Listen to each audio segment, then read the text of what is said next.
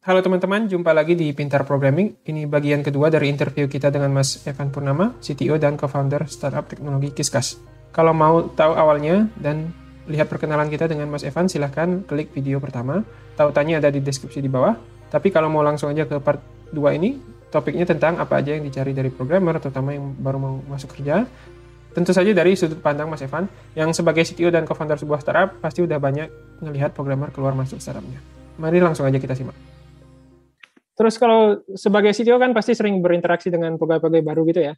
Biasanya kalau interview atau wawancara orang buat masuk kerja, yang dicari apa dari orang yang diwawancara?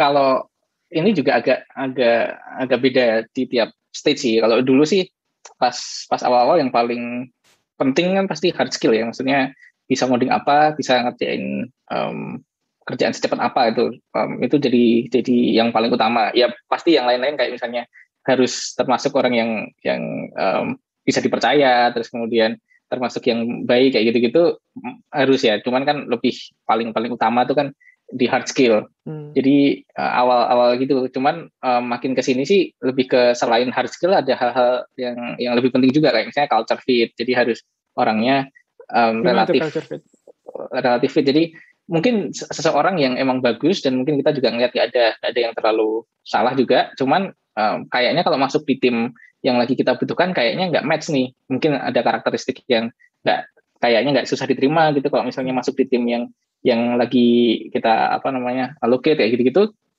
Ya daripada nanti kenapa-napa karena misalnya kita udah coba di sebelum-sebelumnya kalau misalnya ada karakter yang seperti ini masuk di tim ini kayaknya nggak cocok misalnya 3 bulan atau 6 bulan kemudian resign misalnya. Nah kan daripada gitu jadi itu harus difilter dulu gitu. Jadi dari awal selain hard skill tadi makin kesini sih makin lebih mikir tentang culture fit, terus kemudian dia punya pandangan terhadap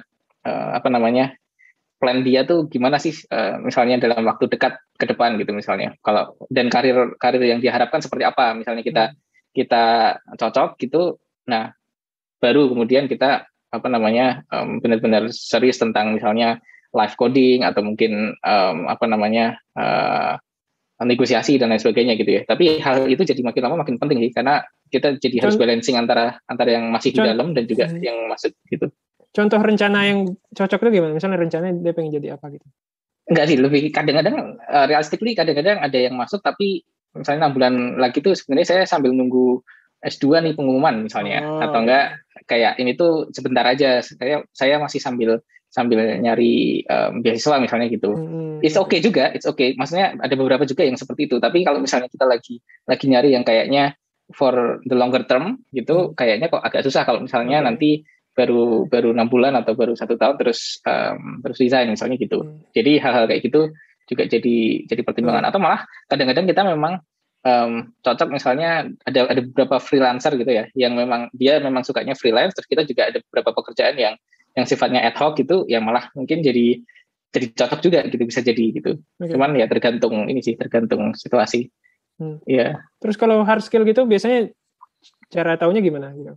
Live coding sih paling tetap harus ada live coding. Jadi kayak standar coding interview lah gitu ya, dikasih pertanyaan. Ya.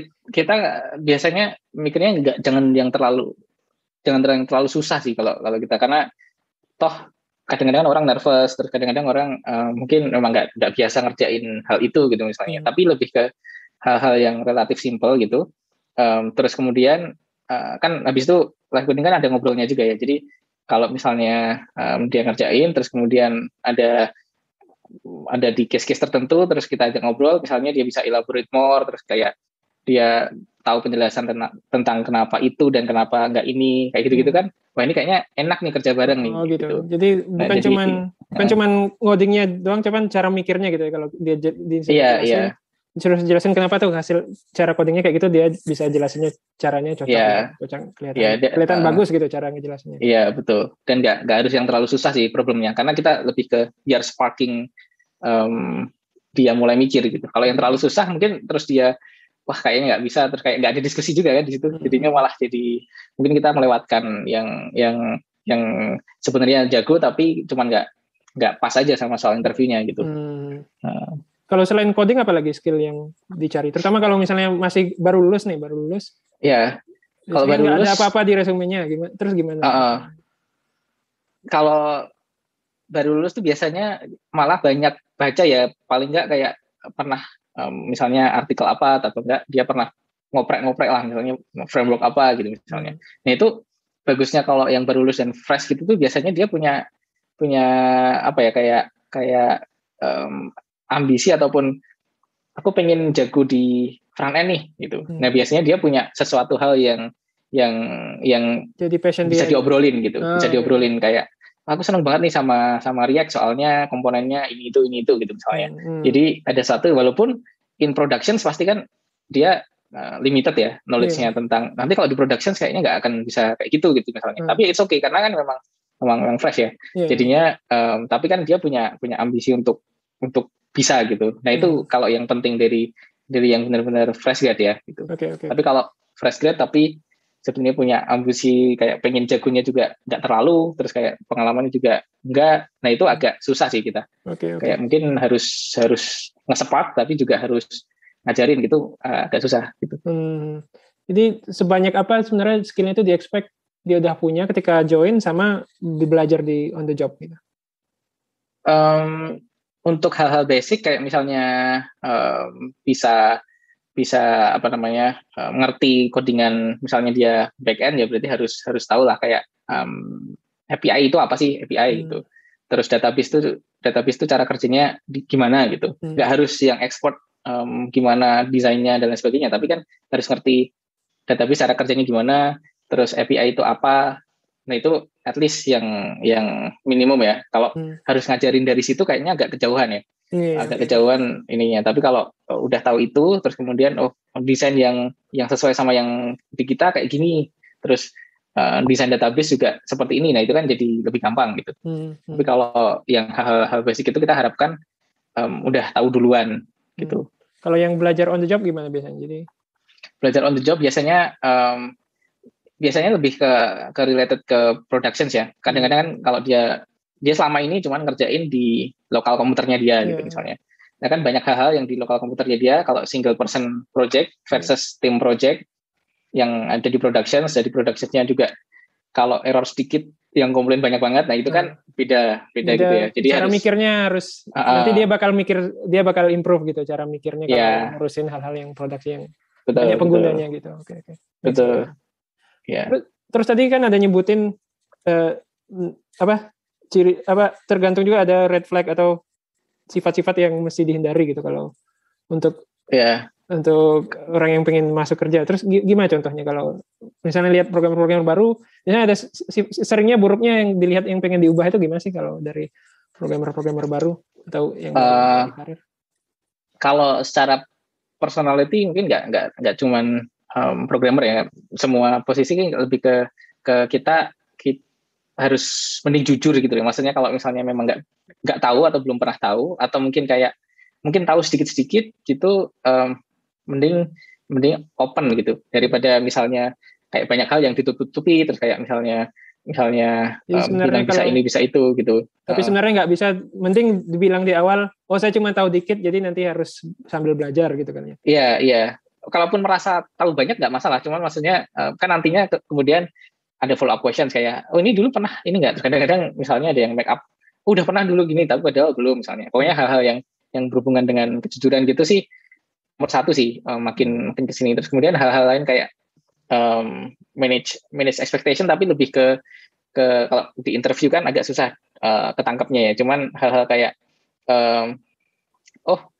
ini aku bisa ngerjain ini dengan cara yang mungkin sangat kompleks itu. Dia bilang sangat kompleks, tapi sebenarnya banyak hole gitu di solusinya dia. Tapi begitu misalnya kita kasih solusi, maksudnya itu kayaknya kurang oke karena ini terus kayak mungkin terlalu defensif terus atau kayak terlalu pokoknya dengan cara ini tuh bisa dan pernah gitu misalnya, padahal mungkin dia juga sebenarnya nggak terlalu yakin. Hal gitu kan susah kalau mau kerja bareng gitu in the long run. Jadi hal-hal kayak gitu red flag sih, karena ya susah nanti mau dia jago tapi kalau kita susah kerja akan susah gitu. Kalau nggak jujur susah kerja sama gitu karena kita nggak tahu sebenarnya dia bisa, kan kita kalau kerja bareng kita harus bergantung dengan dia suatu saat kan. Betul. Jadi, kalau dia suka nutup-nutupi atau suka melebih-lebihin kemampuan dia, nanti kita justru udah terlanjur bergantung, ternyata nggak pas gitu, nggak. Iya, karena itu sih. Mending kalau memang nggak tahu, terus kemudian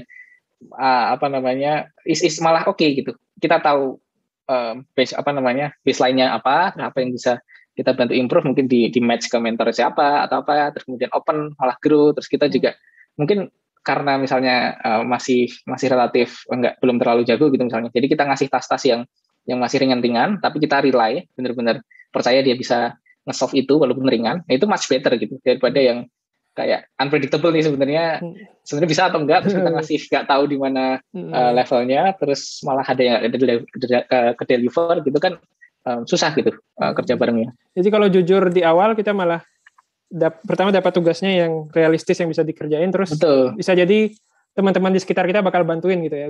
Oh ya, exactly. Kita ngajarin biar lain kali jadi lebih bisa. Iya. Iya, lagi pula mindsetnya mending ketika udah masuk atau ketika udah mulai interview tuh sebenarnya kan yang paling itu kan buat both side ya menurut saya, karena kalau misalnya dia dapat posisi yang jauh di atas kemampuan dia, mungkin akan susah juga gitu in the long run, dan mungkin kemungkinan suksesnya lebih kecil daripada kalau memang dapat di posisi yang memang match gitu dengan kemampuannya.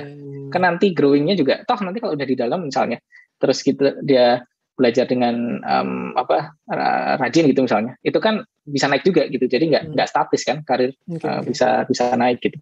Oke. Make sense. Selain itu ada pesan dan kesan lain nggak untuk teman-teman penonton kita? Portfolio itu sesuatu yang nggak terlalu susah dibikin walaupun kita belum bekerja sih sebenarnya, karena kan bisa bikin banyak project, terus kayak toh sekedar udah jadi projectnya ditaruh di GitHub gitu misalnya, atau enggak kita ceritain aja project kita tuh apa, pernah bikin website buat jual beli gitu walaupun sederhana gitu ya. Walaupun belum ada yang pakai, it's okay, nggak harus high traffic, toh kita juga nggak akan expect fresh grad gitu bikin high traffic system yang udah diakses. Mungkin kalau udah kayak gitu mungkin langsung bikin startup aja terus kayak Mark Zuckerberg gitu ya. Kalau udah kayak gitu nggak usah jadi pegawai gitu. Betul, iya, makanya yang penting kan kayak dia punya sesuatu in mind, terus di situ projectnya yang sesuai dia pikirkan, terus memang ada approach cara dia bikin, nah itu udah mungkin aku bisa bilang jauh lebih bagus daripada sekedar 1-2 tahun pengalaman kerja sih. Karena 1-2 tahun pengalaman kerja juga sebenarnya nggak terus jadi sangat jago gitu juga enggak gitu. Karena kan ya kecuali yang orang-orang spesial ya. Cuman kalau the majority of people sih 1-2 tahun kan nggak terlalu yang lama juga gitu. Maksudnya orang kuliah masih selama kuliah bikin side project yang proper, nah itu buat interviewer at least yang aku tahu itu lebih impresif sih. Gitu. Jadi malah mending proyek pribadi gitu daripada banyakin baris-baris pengalaman kerja gitu-gitu ya. Iya, asal pengalaman kerjanya, tapi kalau misalnya pengalaman kerjanya kayak di tempat-tempat unicorn atau Google, Facebook itu ya obviously ya. Cuman misalnya daripada di company-company yang relatif mungkin banyak orang yang nggak tahu gitu misalnya. Nah itu, dan kerjanya juga sama-sama aja kayak cuman apa gitu. Nggak bisa diketahui itu kerjanya ngebantu dia atau enggak, atau bikin dia belajar atau enggak gitu ya. Iya, dan misalnya susah di-explain juga ketika ke orang, aku kerjanya ini gitu, tapi susah di-explain. Daripada nggak bisa ngejelasin dia ngapain aja di kerjaan sebelumnya gitu. Oke. Iya, mending self project gitu. Toh nanti ya itu kan cara kita dapat kerjaan, mending kita dapat kerjaan-kerjaannya yang memang kita tahu kerjaannya apa dan kita bisa jelasin gitu. Oke. Ya. Bagus banget pesan-pesannya. Makasih banyak udah nyimpatin nih. Oke, thank you. Ngobrol-ngobrol sama kita, mudah-mudahan bermanfaat nih buat teman-teman. Ya, amin. Semoga bermanfaat. Ya. Assalamualaikum. Waalaikumsalam. Oke teman-teman, begitu interview kita. Sekali lagi kalau belum lihat bagian 1 dari interview ini, silahkan klik di layar teman-teman sekarang atau bisa dicari di deskripsi di bawah. Gimana menurut teman-teman konten format interview kayak gini, perlu ditambah lagi atau mending fokus aja ke konten kayak biasa? Jangan lupa komentar juga kalau ada saran atau pertanyaan untuk video ini atau untuk konten-konten selanjutnya. Kalau suka konten-konten kita biasanya seputar tips karir dan tutorial di bidang pemrograman, silahkan subscribe supaya nggak ketinggalan. Semoga bermanfaat. Terima kasih, sampai jumpa.